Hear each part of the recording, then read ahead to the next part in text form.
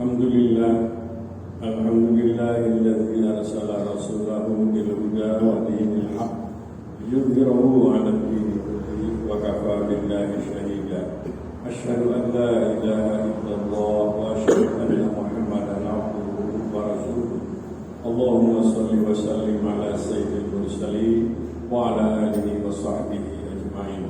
Ma'asyiral muslimin, usikum wa nafsi bi taqwallah. Faqad fazal muttaqun, ittaqullaha haqqa tuqatih wa la tamutunna illa wa antum muslimun. Jamaah Jumat yang berbahagia, Jumat kita sudah berada pada bulan Zulqa'dah, pertengahan bulan Zulqa'dah, yaitu salah satu Syahrul Haram, 4 dari bulan mulia, bulan haram, dan salah satu di antaranya adalah bulan Zulqa'dah, Zulhijjah, kemudian Muharram dan bulan Rajab.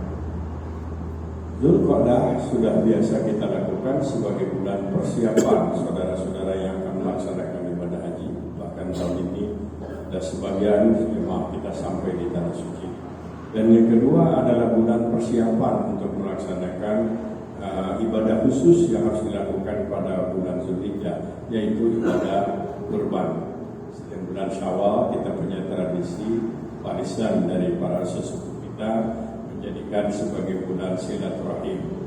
Tentu semangat silaturahim harus kita jaga, bukan hanya pada bulan Syawal, tapi selama hidup kita harus dapat membangun keakraban dan persaudaraan. Bahwa budaya silaturahim itu oleh para sesepuh kita, para pendahulu kita dijadikan kebiasaan bulan Syawal. Saya kira ini erat sekali hubungan dengan realisasi dari ibadah saum. Saum yang berhasil itu kata Quran, la'allakum tattaqun, kalian menjadi orang yang takwa. Sedangkan potret orang yang takwa itu adalah antara semangat untuk hidup secara damai dengan orang lain. Ibadah di dalam Islam itu selalu selain merupakan bentuk komunikasi hubungan kita dengan Yang Maha Kuasa, ibadah.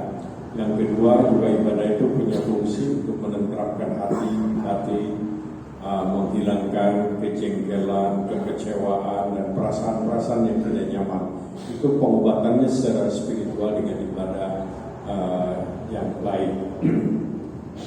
Dan kemudian yang ketiga, di dalamnya ada muatan peningkatan kualitas moral orang yang melaksanakan ibadah. Sholat umpamanya, oleh Quran dikatakan tanha anil fahsya wal munkar. Sholat yang baik itu selain sah secara hukum, dapat pahala karena dilakukan dengan ikhlas, tapi harus bisa mencegah perbuatan jahat dan perbuatan munkar.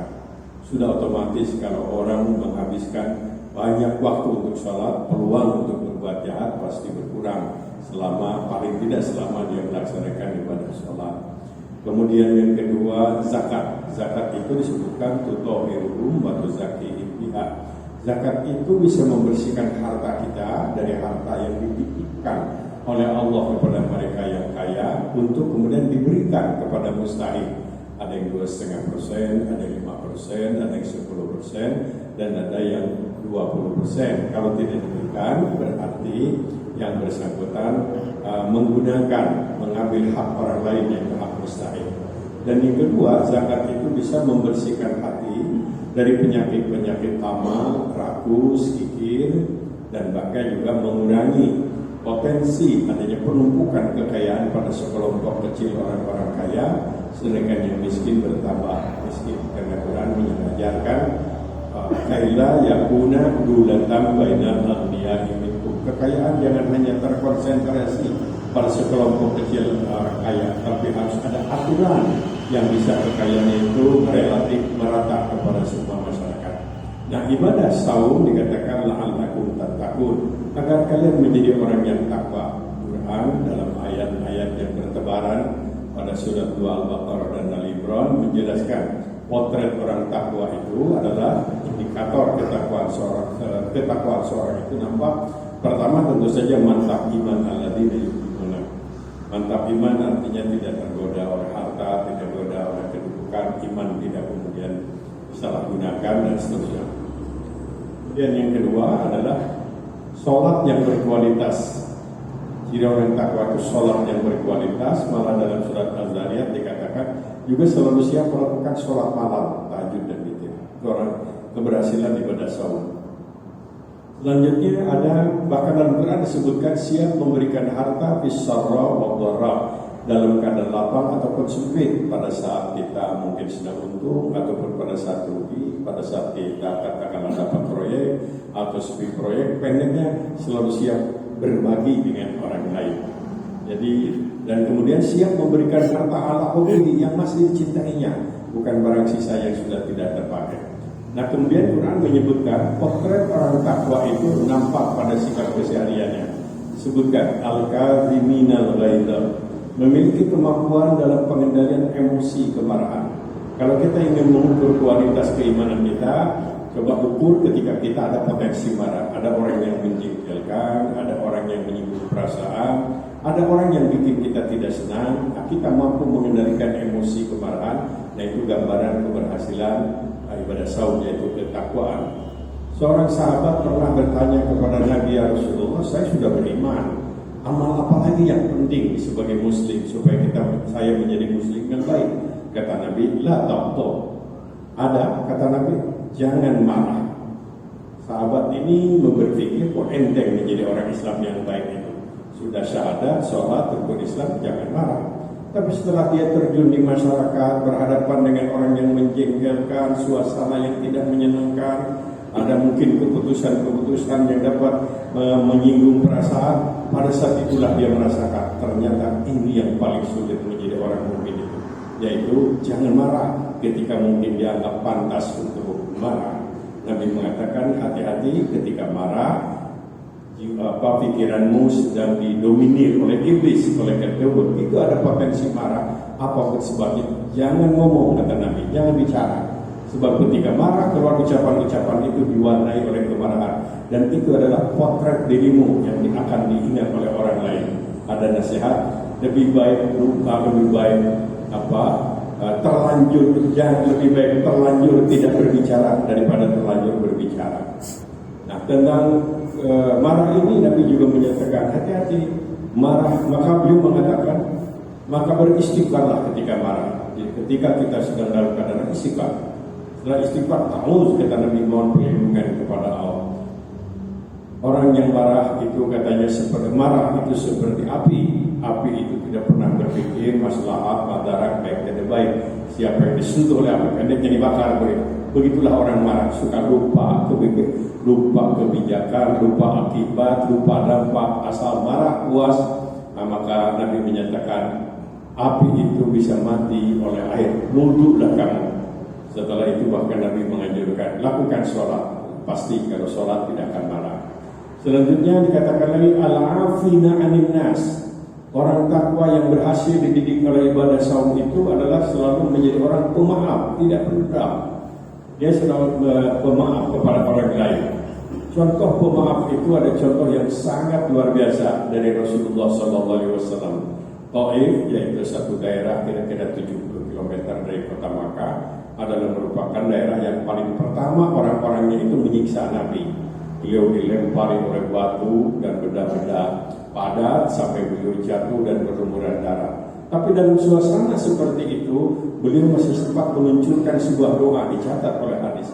Allahumma hdi qaumi innahum qaumul la ya'lamun. Tuhan, jangan kau turunkan azab dan siksa kepada orang-orang yang melempari aku. Mereka bukan penjahat, tapi mereka orang yang belum tahu bahwa aku Rasulmu. Berilah mereka hidayah petunjukmu supaya mereka menjadi sahabatku.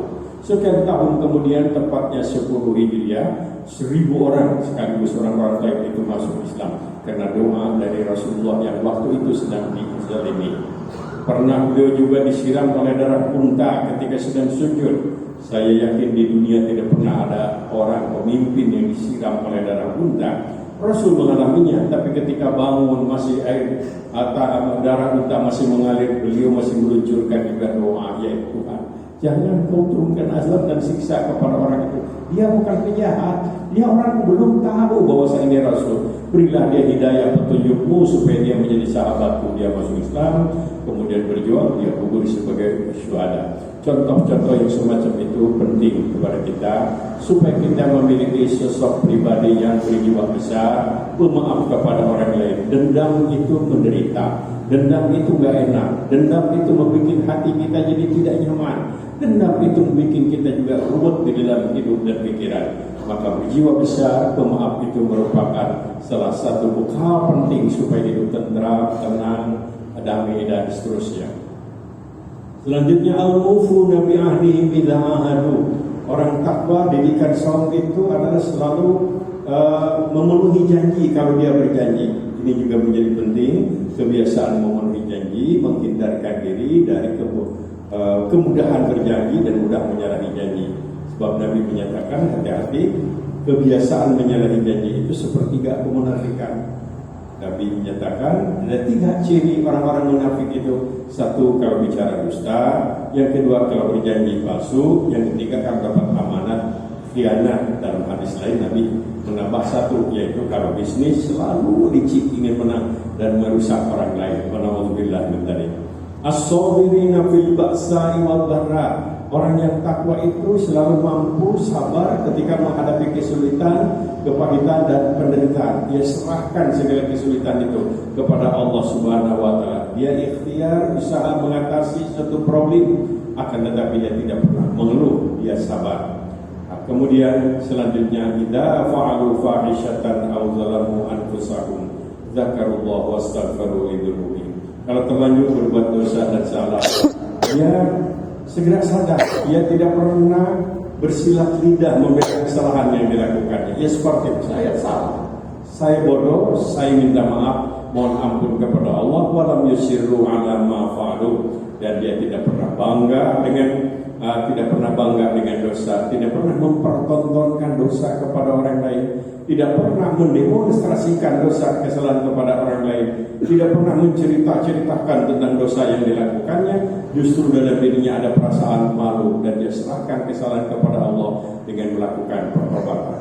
Kalau ini saja menjadi milik kita, milik putra-putri bangsa kita, insya Allah bangsa ini menjadi nyaman dalam kehidupan. Perbedaan apapun di dalam menyikapi sesuatu peristiwa, kalau ada semangat ketakwaan, insya Allah kita akan mendapatkan kenyamanan dalam hidup, kebaikan dalam hidup, dan insya Allah juga kebaikan untuk di akhirat. Mudah-mudahan kita semua berhasil setelah ibadah saum, sholat malam, kita menjadi manusia-manusia yang memiliki kualitas yang takwa, dan Allah Subhanahu wa taala sangat mencintai orang yang takwa, memberikan sejumlah janji untuk orang yang takwa, jalan keluar dari berbagai kesulitan, makhraja, diberikan kemudahan di tengah-tengah berbagai kesulitan, al-yusra, diberikan ampunan oleh Allah, dan yang tidak kalah pentingnya akan selalu disertai oleh Allah. Kemanapun mereka pergi, dimanapun mereka berada, Allah selalu mengawal mereka, karena Allah jatuh cinta kepada orang yang takwa. Aku qouli hadza fastaghfirullahaladzim, innahu huwal ghafurur rahim.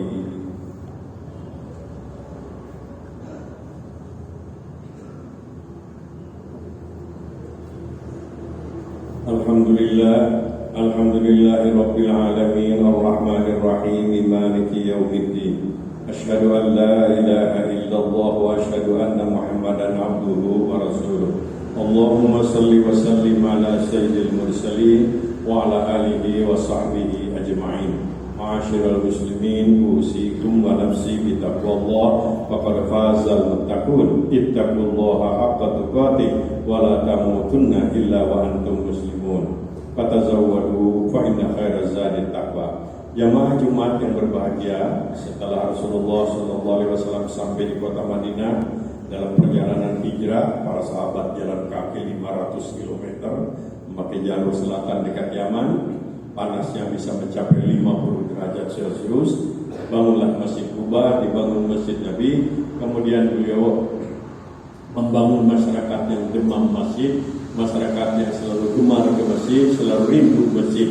Ada sejumlah pesan yang beliau sampaikan kepada masyarakat, menggambarkan inilah yang diinginkan oleh Rasulullah, masyarakat yang diinginkan oleh beliau, sebagaimana yang dipesankan di dalam pesan-pesan moral beliau. Salah satu di antaranya, dalam kaitan pembicaraan kita adalah beliau menyatakan ufsus salam wasilul arham watimut ta'am wasallu bil lail wan nas niyam. Aku pesankan kepada kalian, tebarkan salam kesantunan kepada orang lain, bikin orang lain itu senang. Dan yang kedua, hubungkan tali keakraban dan persaudaraan, hidup tanpa lawan kecuali iblis dan syaitan. Dan yang ketiga adalah wujudkan kepekaan, kepedulian sosial, tolong orang-orang yang ekonomi lemah. Dan yang keempat, kawallah segala langkahmu dengan melakukan sholat malam. Kalau kalian lakukan 4 pesanku ini, kalian akan hidup dengan salam selamat, kalian meninggal dunia salam selamat, kalian masuk surga dengan salam. Pesan lain yang disampaikan oleh beliau kepada kita semua, kepada para sahabat dan kepada kita, beliau menyatakan silman qata'a waqfu amman dharma awati amman harama. 3 pesan yang beliau tekankan kepada umatnya dan harus menjadi budaya kita, akhlak kita. 1, hubungkan tali persaudaraan dengan orang yang memusuhi dan membenci kamu. Yang kedua, wujudkan kepedulian sosial, tolong orang-orang lain yang tidak pernah mau menolong kamu. Dan yang ketiga, maafkan orang lain yang justru berbuat salah, berbuat dosa kepadamu.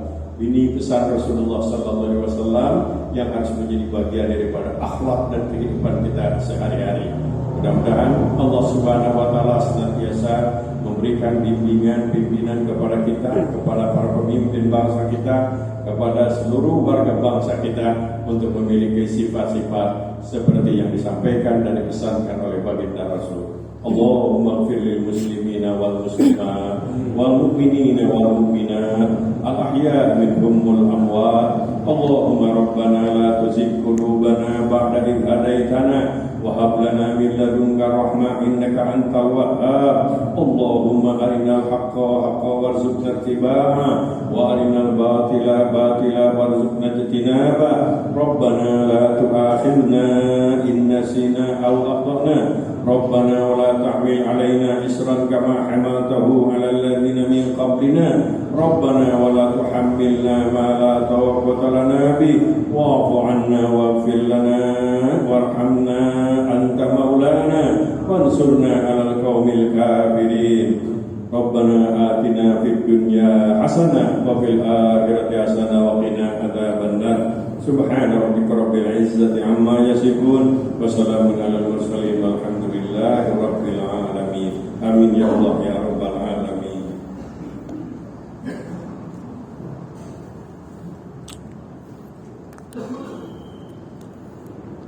Allahu akbar, Allahu akbar.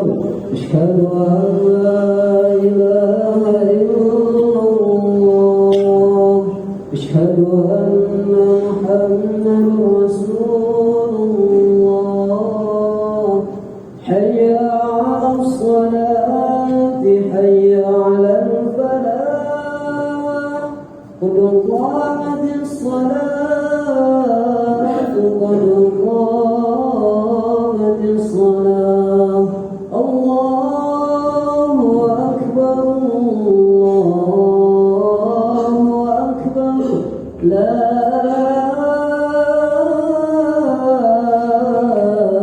إله إلا الله. Teruskan saja apa yang disesuaikan supaya tidak mengganggu kemusyikan sholat. Allahu Akbar.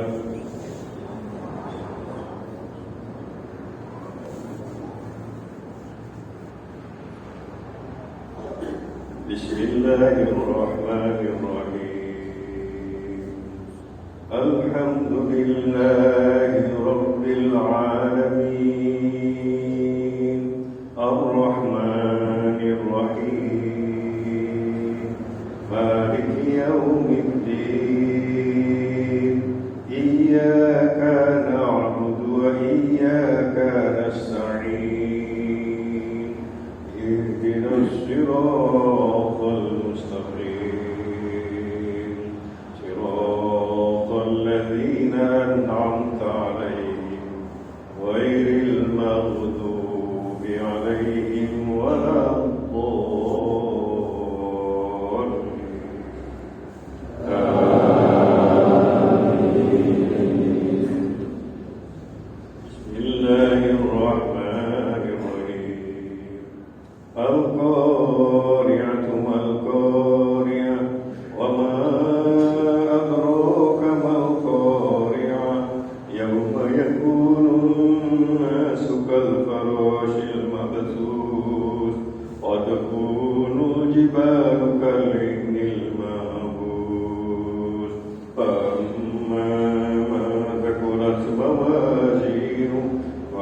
في عيشة راضية وأما من خفت موازينه فأمه هاوية وما أدراك ما هي نار حامية الله أكبر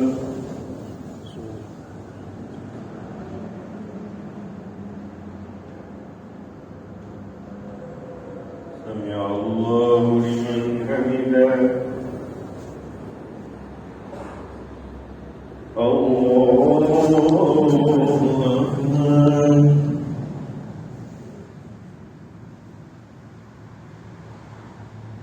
الله أكبر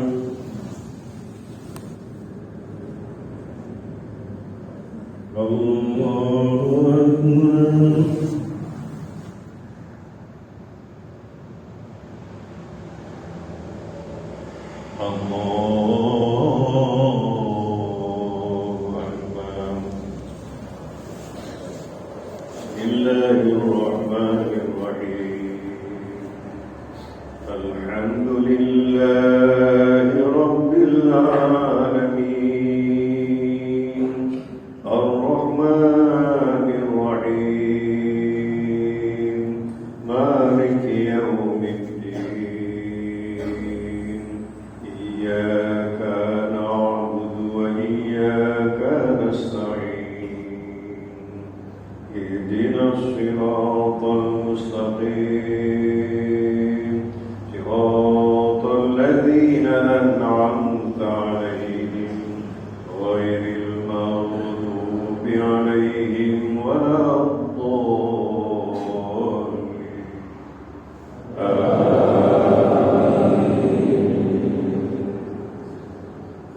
بسم الله الرحمن الرحيم إذا جاء نصر الله والفتح ورأيت الناس يدخلون في دين الله أفواجا فسبح بحمد ربك واستغفره إنه كان توابا الله أكبر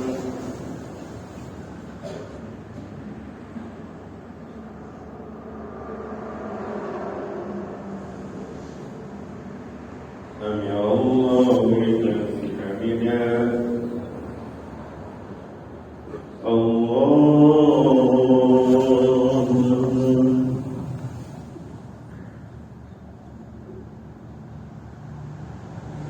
الله أكبر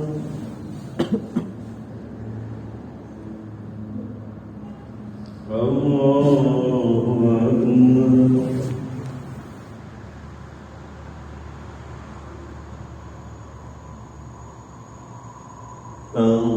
الله أكبر